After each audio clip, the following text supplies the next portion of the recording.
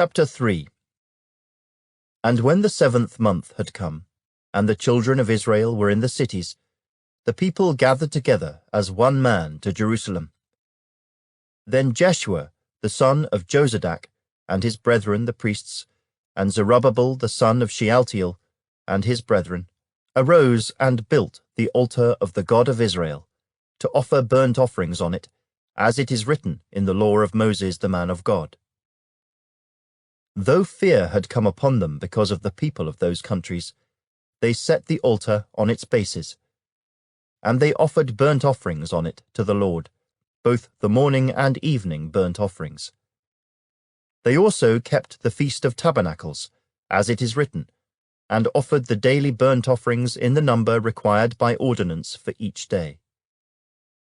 Afterwards they offered the regular burnt offering, and those for new moons, and for all the appointed feasts of the Lord that were consecrated, and those of everyone who willingly offered a free-will offering to the Lord. From the first day of the 7th month they began to offer burnt offerings to the Lord, although the foundation of the temple of the Lord had not been laid. They also gave money to the masons and the carpenters, and food, drink, and oil to the people of Sidon and Tyre, to bring cedar logs from Lebanon to the sea, to Joppa, according to the permission which they had from Cyrus king of Persia.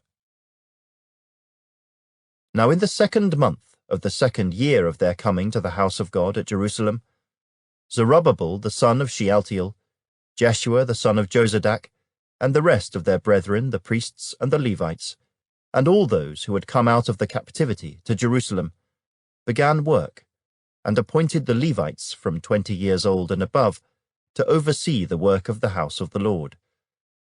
Then Jeshua with his sons and brothers, Kadmiel with his sons, and the sons of Judah, arose as one to oversee those working on the house of God. The sons of Henadad with their sons and their brethren the Levites. When the builders laid the foundation of the temple of the Lord, the priests stood in their apparel with trumpets, and the Levites, the sons of Asaph, with cymbals, to praise the Lord, according to the ordinance of David king of Israel. And they sang responsively, praising and giving thanks to the Lord. For he is good, for his mercy endures forever toward Israel. Then all the people shouted with a great shout when they praised the Lord, because the foundation of the house of the Lord was laid.